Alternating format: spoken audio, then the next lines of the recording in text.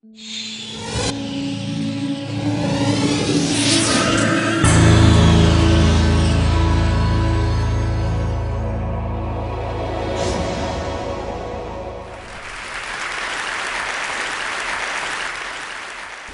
do you explain when things don't go as we assume? Or better, how do you explain when others are able to achieve things that seem to defy all of the assumptions?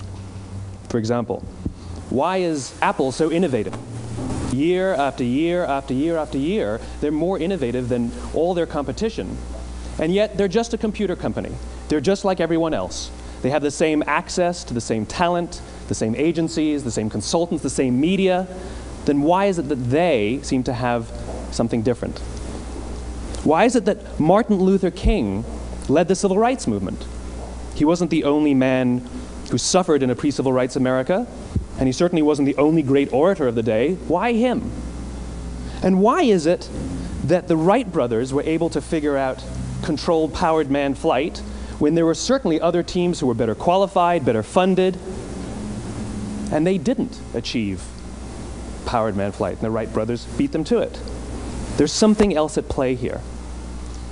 About 3.5 years ago, I made a discovery, and this discovery profoundly changed my view on how I thought the world worked, and it even profoundly changed the way in which I operate in it. As it turns out, there's a pattern. As it turns out, all the great and inspiring leaders and organizations in the world, whether it's Apple or Martin Luther King or the Wright brothers, they all think, act, and communicate the exact same way, and it's the complete opposite to everyone else. All I did was codify it. And it's probably the world's simplest idea. I call it the golden circle.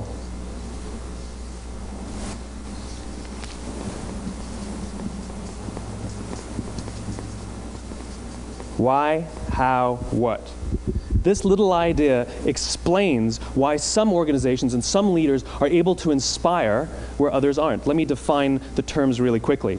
Every single person, every single organization on the planet knows what they do, 100%.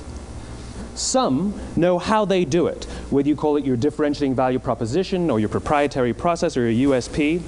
But very, very few people or organizations know why they do what they do.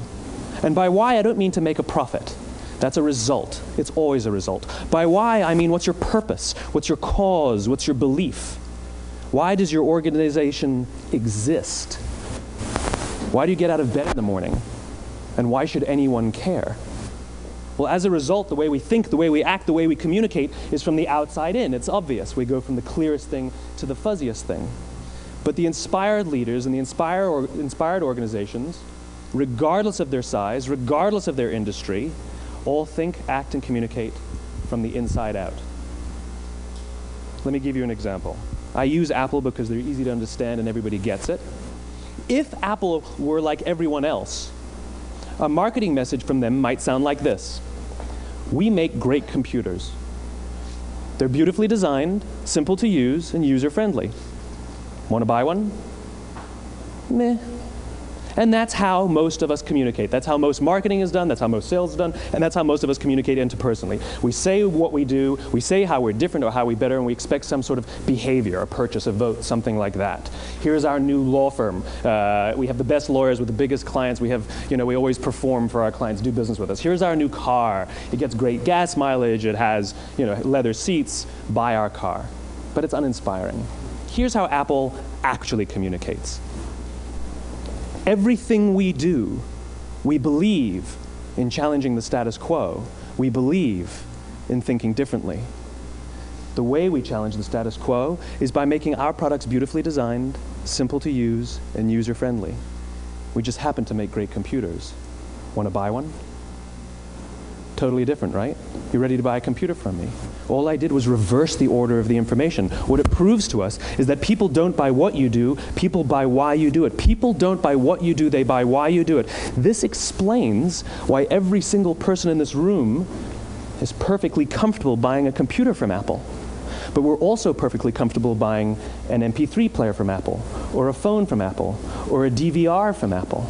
But as I said before, Apple's just a computer company. There's nothing that distinguishes them structurally from any of their competitors. Their competitors are all equally qualified to make all of these products. In fact, they tried. A few years ago, Gateway came out with flat-screen TVs.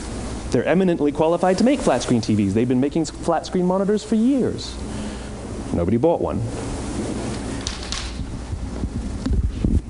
And Dell came out with MP3 players and PDAs. And they make great quality products, and they can make perfectly well-designed products, and nobody bought one. In fact, talking about it now, we can't even imagine buying an MP3 player from Dell. Why would you buy an MP3 player from a computer company? But we do it every day. People don't buy what you do, they buy why you do it. The goal is not to do business with everybody who needs what you have. The goal is to do business with people who believe what you believe. Here's the best part. None of what I'm telling you is my opinion. It's all grounded in the tenets of biology, not psychology, biology. If you look at a cross-section of the human brain, looking from the top down, what you see is the human brain is actually broken into three major components that correlate perfectly with the golden circle. Our newest brain, our Homo sapien brain, our neocortex, corresponds with the what level. The neocortex is responsible for all of our rational and analytical thought and language. The middle two sections make up our limbic brains, and our limbic brains are responsible for all of our feelings, like trust and loyalty. It's also responsible for all human behavior, all decision-making, and it has no capacity for language. In other words, when we communicate from the outside in, yes, people can understand vast amounts of complicated information like features and benefits and facts and figures. It just doesn't drive behavior. When we communicate from the inside out, we're talking directly to the part of the brain that controls behavior, and then we allow people to rationalize it with the tangible things we say and do. This is where gut decisions come from. You know, sometimes you can give somebody all the facts and your figures, and they say, I know what all the facts and details say, but it just doesn't feel right. Why would we use that verb? It doesn't feel right. Because the part of the brain that controls decision-making doesn't control language. And the best we can muster up is, I don't know, it just doesn't feel right. Or sometimes you say you're leading with your heart or you're leading with your soul. Well, I hate to break it to you, those aren't other body parts controlling your behavior. It's all happening here in your limbic brain, the part of the brain that controls decision-making and not language. But if you don't know why you do what you do, and people respond to why you do what you do, then how will you ever get people to vote for you or buy something from you, or more importantly, be loyal and want to be a part of what it is that you do? Again, the goal is not just to sell people who need what you have. The goal is to sell to people who believe what you believe. The goal is not just to hire people who need a job. It's to hire people who believe what you believe. I always say that, you know, if you hire people just because they can do a job, they'll work for your money. But if you hire people who believe what you believe, they work for you with blood and sweat and tears. And nowhere else is there a better example of this than with the Wright brothers. Most people don't know about Samuel Pierpont Langley. And back in the early 20th century, the pursuit of powered man flight was like the dot-com of the day. Everybody was trying it. And Samuel Pierpont Langley had what we assume to be the recipe for success. I mean, even now, you ask people, why did your product or why did your company fail? And people always give you the same permutation of the same three things. Undercapitalized, the wrong people, bad market conditions. It's always the same three things. So let's explore that. Samuel Pierpont Langley was given $50,000 by the War Department to figure out this flying machine. Money was no problem. He held a seat at Harvard and worked at the Smithsonian and was extremely well connected. He knew all the big minds of the day. He hired the best minds money could find, and the market conditions were fantastic. The New York Times followed him around everywhere, and everyone was rooting for Langley. And how come we've never heard of Samuel Pierpont Langley? A few hundred miles away in Dayton, Ohio, Orville and Wilbur Wright. They had none of what we consider to be the recipe for success. They had no money. They paid for their dream with the proceeds from their bicycle shop. Not a single person on the Wright brothers' team had a college education, not even Orville or Wilbur. And the New York Times followed them around nowhere.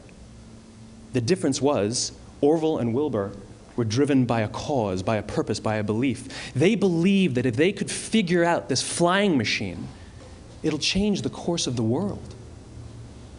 Samuel Pierpont Langley was different. He wanted to be rich, and he wanted to be famous. He was in pursuit of the result. He was in pursuit of the riches. And lo and behold, look what happened. The people who believed in the Wright brothers' dream worked with them with blood and sweat and tears.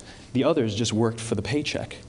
And they tell stories of how every time the Wright brothers went out, they would have to take 5 sets of parts because that's how many times they would crash before they came in for supper. And eventually, on December 17th, 1903, the Wright brothers took flight. And no one was there to even experience it. We found out about it a few days later. And further proof that Langley was motivated by the wrong thing, the day the Wright brothers took flight, he quit. He could have said, "That's an amazing discovery, guys, and I will improve upon your technology." But he didn't. He wasn't first. He didn't get rich. He didn't get famous. So he quit. People don't buy what you do, they buy why you do it. And if you talk about what you believe, you will attract those who believe what you believe. Well, why is it important to attract those who believe what you believe?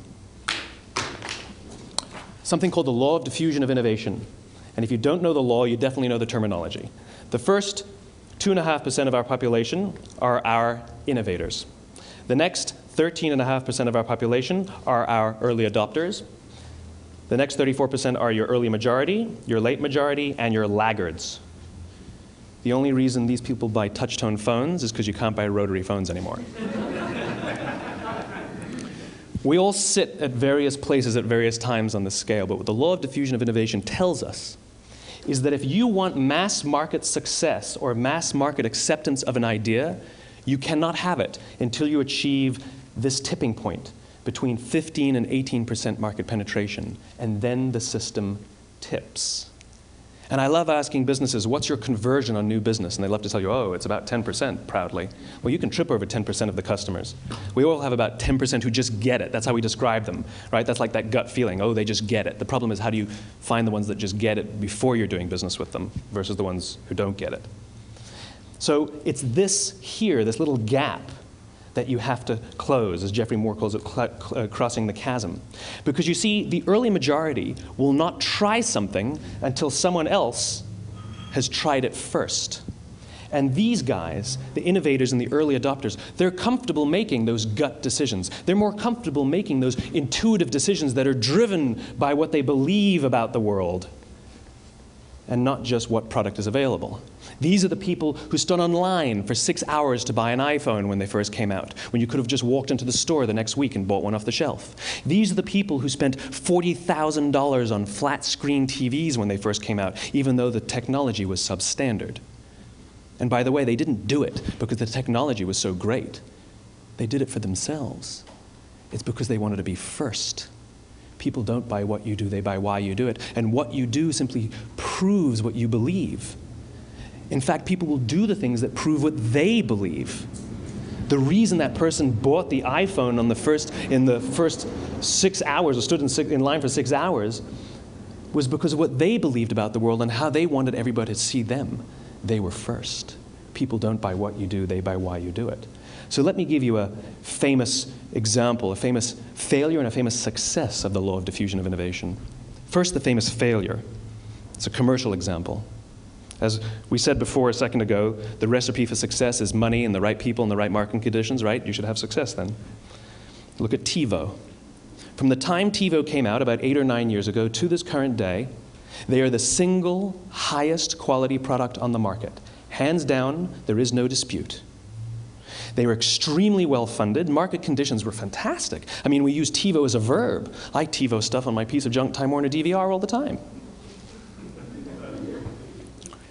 But TiVo is a commercial failure. They've never made money. And when they went IPO, their stock was at about $30 or $40 and then plummeted, and it's never traded above 10. In fact, I don't think it's even traded above 6, except for a couple of little spikes. Because you see, when TiVo launched their product, they told us all what they had.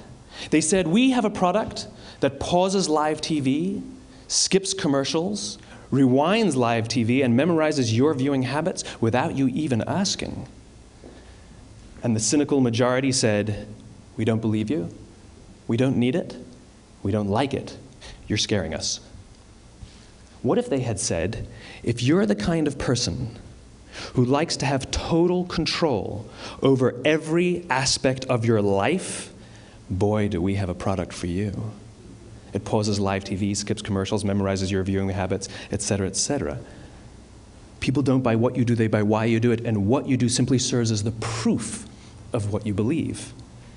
Now let me give you a successful example of the law of diffusion of innovation. In the summer of 1963, 250,000 people showed up on the Mall in Washington to hear Dr. King speak. They sent out no invitations, and there was no website to check the date. How do you do that? Well, Dr. King wasn't the only man in America who was a great orator. He wasn't the only man in America who suffered in a pre-civil rights America. In fact, some of his ideas were bad. But he had a gift. He didn't go around telling people what needed to change in America. He went around and told people what he believed. I believe, I believe, I believe, he told people. And people who believed what he believed took his cause and they made it their own, and they told people. And some of those people created structures to get the word out to even more people. And lo and behold, 250,000 people showed up on the right day, on the right time to hear him speak. How many of them showed up for him? 0. They showed up for themselves. It's what they believed about America that got them to travel on a bus for 8 hours to stand in the sun in Washington in the middle of August. It's what they believed, and it wasn't about black versus white. 25% of the audience was white. Dr. King believed that there are two types of laws in this world, those that are made by a higher authority and those that are made by man. And not until all the laws that are made by man are consistent with the laws that are made by the higher authority will we live in a just world. It just so happens that the civil rights movement was the perfect thing to help him bring his cause to life. We followed him not for him, but for ourselves. And by the way, he gave the I have a dream speech, not the I have a plan speech. Listen to politicians now with their comprehensive 12-point plans. They're not inspiring anybody. Because there are leaders and there are those who lead. Leaders hold a position of power or authority, but those who lead inspire us. Whether they're individuals or organizations, we follow those who lead, not because we have to, but because we want to. We follow those who lead, not for them, but for ourselves. And it's those who start with why that have the ability to inspire those around them or find others who inspire them. Thank you very much.